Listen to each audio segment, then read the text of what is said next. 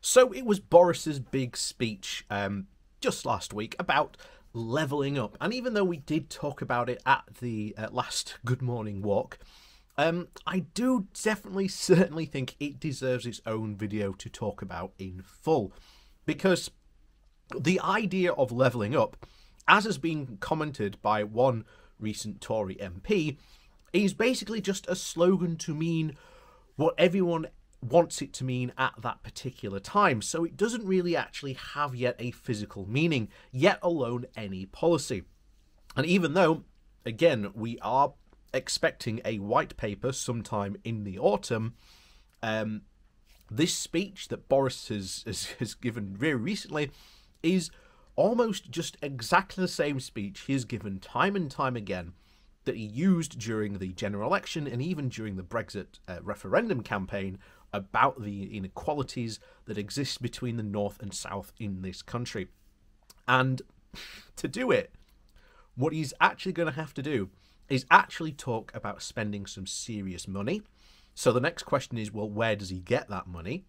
And he's explicitly ruled out taking it from the southern seats where most of the money is. So again, where does he get the money? Is he going to borrow?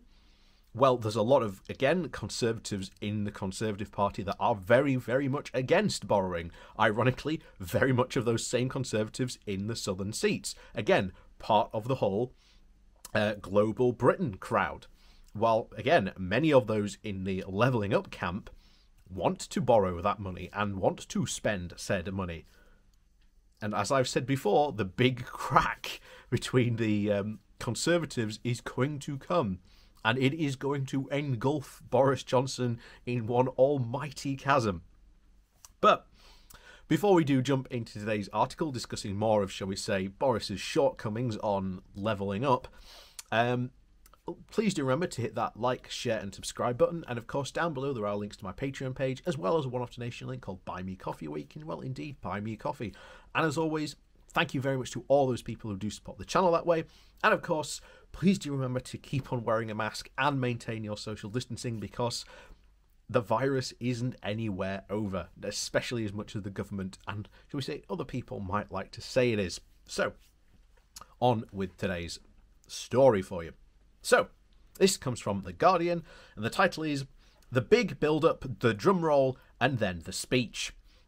Is that all there really is to Boris Johnson's levelling up? In his first flush of his 2019 election triumph, Boris Johnson stood outside Number 10 and flourished a promise to unite and level up. And this sounds pretty much like his theme, and so much that he has repeated it and returned to it repeatedly.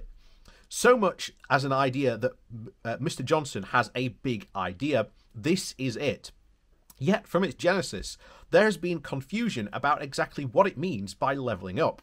There's not just external skeptics who complain that the slogan is unaccompanied by either philosophy or a strategy, but Tory MP Laura Ferris has recently remarked that it is an ambiguous phrase that means whatever anyone wants it to mean.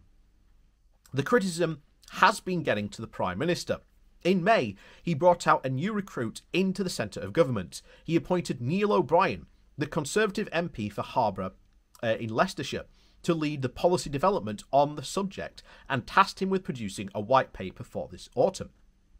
Those who genuinely believe in levelling up were encouraged by this appointment. Mr. O'Brien is among the very rare Tories who have been thinking about the regional inequalities and what to do about them for many years. He has only been in the post for a few weeks, so it would be very harsh to actually blame him for the fact that the Prime Minister's most recent attempt to actually explain what is supposed to be his defining mission has been received with about as much enthusiasm as a cup of cold sick. And of course, Dominic Cummings, his former chief advisor turned chief tormentor, has ridiculed it as a crap speech, the same he's given pointlessly umpteen times, supporting a crap slogan. Much as I enjoy the regular spectacle of Mr. Cummings discharging the contents of his bile duct on the Prime Minister, the slogan is not the real problem. It's the lack of substance. The speech asked many of the right questions, though. He said, Is it an outrage that a man in Glasgow or Blackpool has an average life of less 10 years on this planet than someone growing up in Hart in Hampshire? It cannot be right that you are almost twice as likely to have an A-level or equivalent qualifications if you live in Bath than if you live in Bradford. It is an astonishing fact that per capita GDP for many of the regions in the UK have fallen far below that of eastern parts of Germany that were imprisoned in the Soviet bloc before the Berlin Wall came down. Gross inequalities in life expectancy, educational attainment and prosperity are a blight that squanders the potential and corrodes the national cohesion. The feeling that some parts of this country have thrived while others have been left to wither has fueled a lot of grievance. The Tory leader used that exact resentment for his own ends in the Brexit referendum campaign and at the last election. And he would be right to worry that that bitterness will reflect on him if those voters conclude that he was never really serious about doing something for their communities. And that will involve a hard work and very tough choices. And these imbalances are the result of economic and social trends that reach back decades and have been troubling the British government ever since Harold Wilson was in number 10. This is a challenge larger than just one parliament. It will be the work of a generation. A genuine endeavour to start tackling it actually demands leadership that is capable of thinking very long term. And as you know anything about our government, they ain't thinking about long term. So unless we are extremely unlucky, Mr. Johnson will not be Prime Minister for a generation, and he habitually acts as if he struggles to think further ahead than tomorrow's headlines. The speech betrayed that weakness. There were a lot of random metaphorical distractions. At one point, he started raving about the yeast that lifts the whole mattress of dough, the magic sauce, the ketchup, the lashings of the rhetorical condiments came with meagre policy meat. There was a promise of some £50 million for better football pitches and a £10 million plan to clear up the chewing gum and a, quote, a national high streets day to lift local pride. Given the profundity of the inequalities he had described, this is like offering a sick plaster to a man suffering from a heart attack. Pride in place matters a lot to many people, though. There is nothing wrong at all with trying to perk up those beaten down high streets and make civic amenities more appealing. There is a role to play, but it is very much at the easy end of the levelling up, which is doubtless why it appeals to the Prime Minister who wants quick hits and recoils from the harder choices. In a way he did not even anticipate when he first pledged himself to it. Levelling up is proving not a very much of a unifying theme, but interestingly a very decisive one, especially within his own party. When he returned to number 10 in 2019, he had just taken lots of seats off Labour in the Midlands and the north of England, and he wants to hold on to those gains at the next election, and, by doing so, consolidate a reputation as the man who extended the Conservatives' electoral coalition into places the party had previously found beyond its reach.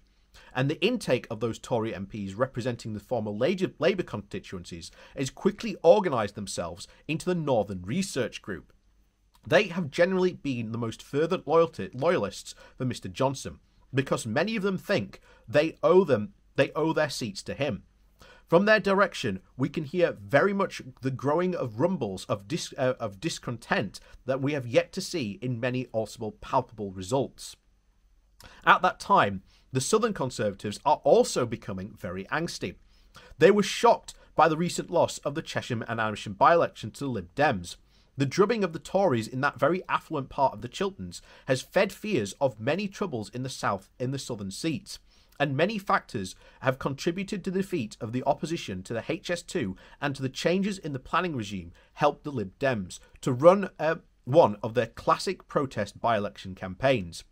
Tory MPs took away something else, reporting that they had detected a festering resentment among Southerners that, quote, levelling up essentially means taking money away and giving it to the North.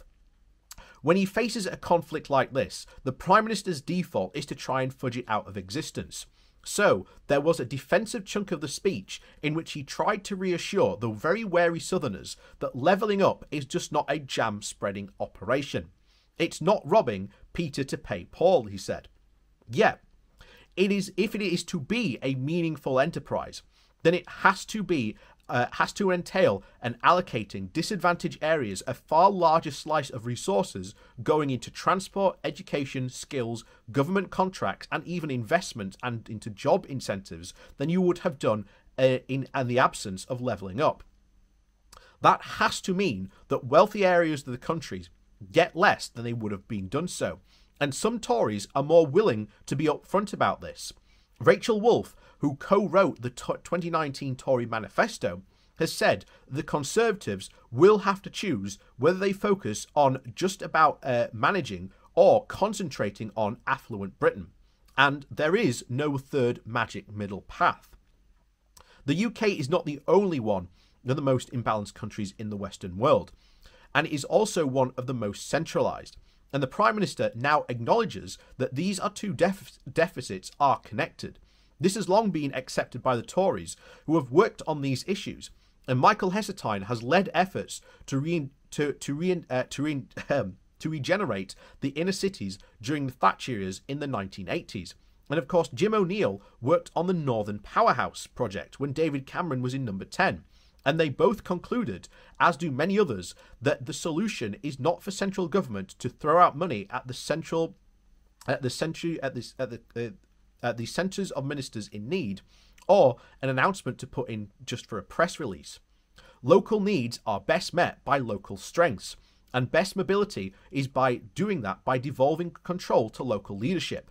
Most mayors and councils would relish being given greater power to determine what suits their communities. But I will believe it when I see it that this government is actually genuinely believed and prepared to actually relinquish any control, particularly over money, and especially if it involves handing it to representatives from other parties.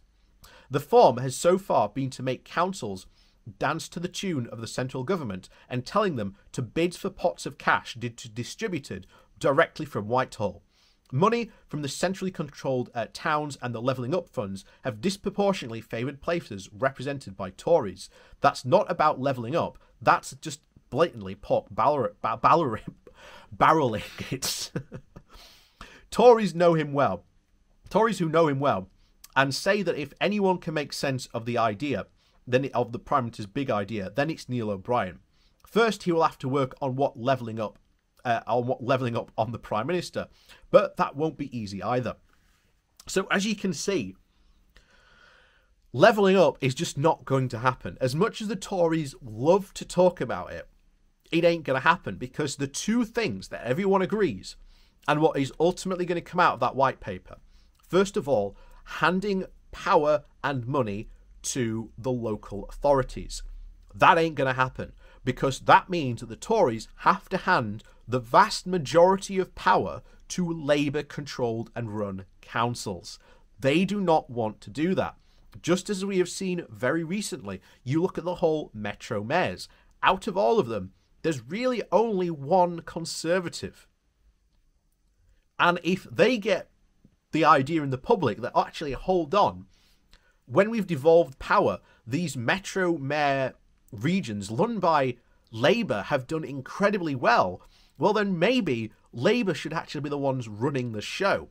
Not only that, of course, being put in charge of money, as we've said before, where does this money come from? It has to come from the south. And as we've said before, that Boris is walking a very, very tight rope, where the more he appeals to the northerners, the less the southern support, the more southern support he loses.